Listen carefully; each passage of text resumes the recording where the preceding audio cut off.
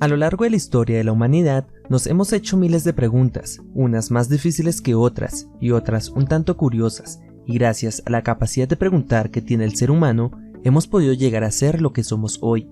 Te presentamos 10 preguntas curiosas.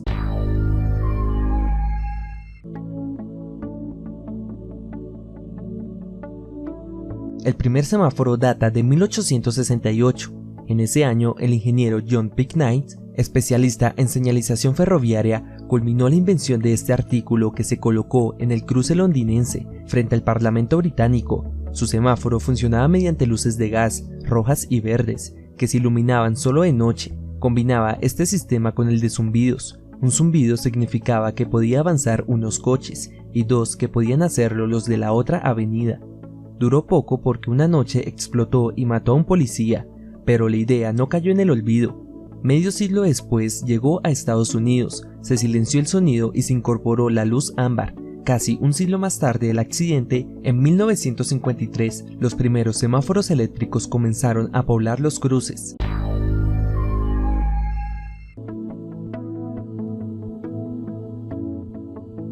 Las monedas de 1 euro cuesta en torno a 4.5 céntimos, las de 2 euros rondan los 5.2 céntimos, las más pequeñas de 1 y 2 céntimos salen prácticamente por lo mismo que valen, por lo que se ha puesto en duda lo oportuno de seguir fabricándolas. En cuanto a los billetes, el Banco de España paga entre 6 y 8 céntimos por cada uno, independientemente de su valor.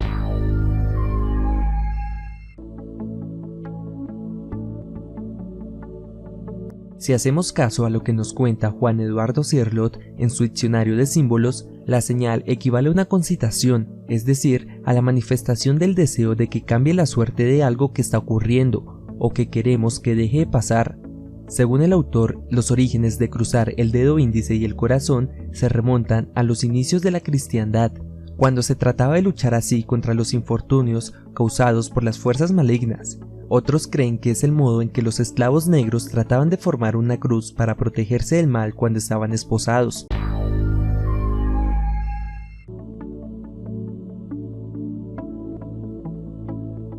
Depende del tipo de petróleo. Los crudos llamados ligeros o de baja densidad tienen mayor rendimiento al pasar por el proceso de refinación. También depende de la refinería. Por eso, en esa industria, para medir cuánto partido se saca, se habla de un intervalo de producción, que es el límite superior de la productividad que considera condiciones óptimas para la producción de gasolina. Para obtener un litro de gasolina se necesita entre 2,4 y 2,8 litros de crudo.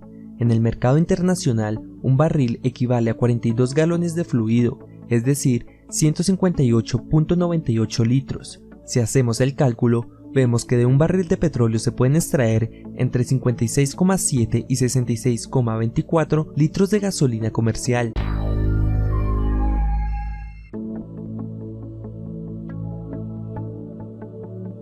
Sí, cuando el té comenzó a llegar al Reino Unido en el siglo XVII, se echaba en una tetera y luego se colaba. Más tarde comenzaron a usarse las bolas de metal con agujeros que conocemos. Las bolsitas no aparecieron hasta que, en los primeros años del siglo XX, el importador norteamericano Thomas Sullivan decidió enviar a sus clientes muestras de té en bolsitas de seda solo como envoltorio. Estos pensaron que así estaban listas para usarse, y la práctica continuó desde entonces.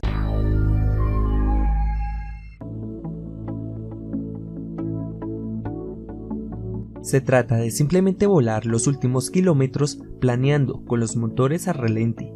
En España, en el 2009, se estableció la norma de que cuando el avión está a unos 180 kilómetros de la pista, debe colocarse a unos 11.000 metros de altitud y comenzar el descenso sin usar las turbinas. Así debe mantenerse hasta llegar a unos 11 kilómetros del destino. Es cuando ya puede volver a encender los motores para controlar la maniobra del aterrizaje. La medida trata de ahorrar entre 300 y 400 kilos de emisión de CO2, de ahí el apelativo de verde, sobre todo porque el aparato gasta entre 100 y 160 kilos de combustible menos. Otra ventaja es que reduce el ruido a la población en el último tramo del viaje. Todo ello no representa demasiada dificultad técnica para los aviones ni para los pilotos.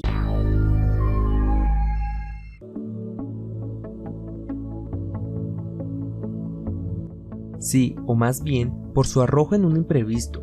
El cantante de soul formaba parte del grupo de Pinetoppers y además era el encargado de conducir el coche de la banda. En 1962, el sello Stax Ball convocó al líder del grupo, Johnny Jenkins, para grabar algunas canciones de prueba, pero con los músicos de la discográfica. La sesión fue un desastre y a la compañía no le gustó nada.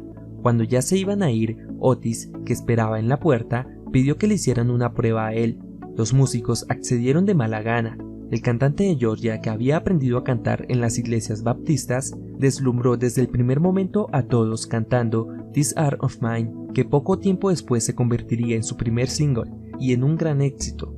Desde entonces, todos fueron número 1 y el éxito le acompañó por Estados Unidos y Europa, pero nunca asintió al éxito mundial de Sitting of the Dock of the Bay, ya que falleció en un accidente de avión en diciembre de 1968, antes de salir el disco.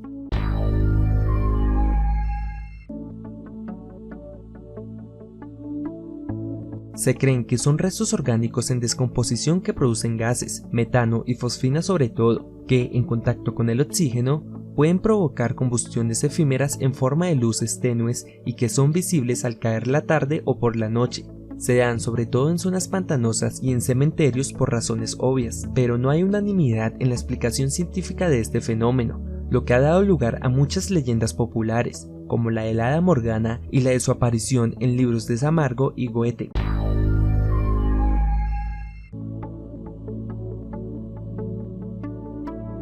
Para penalizar la falta de puntería, si nos fijamos cerca del 20, la máxima puntuación, hay dos números bajos. Si fallas, el premio es escaso, y así sucesivamente con los demás números.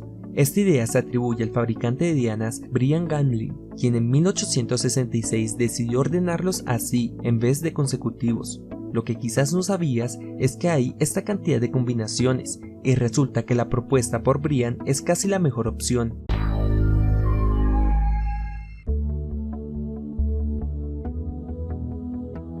No todo lo que pensamos necesita el lenguaje.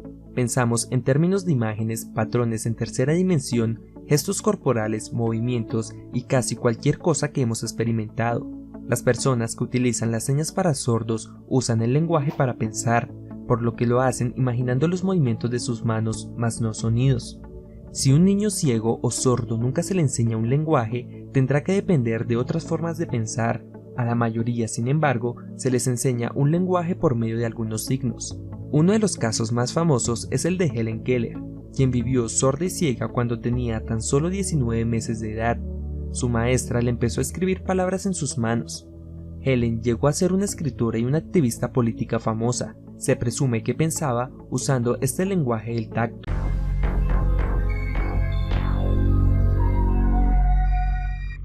Cuéntanos en la caja de comentarios qué te ha parecido el video o si tienes algún aporte para él. Si te ha gustado el video, dale me gusta en el botón de aquí abajo y si eres nuevo no olvides suscribirte y activar la campanita para mucho más.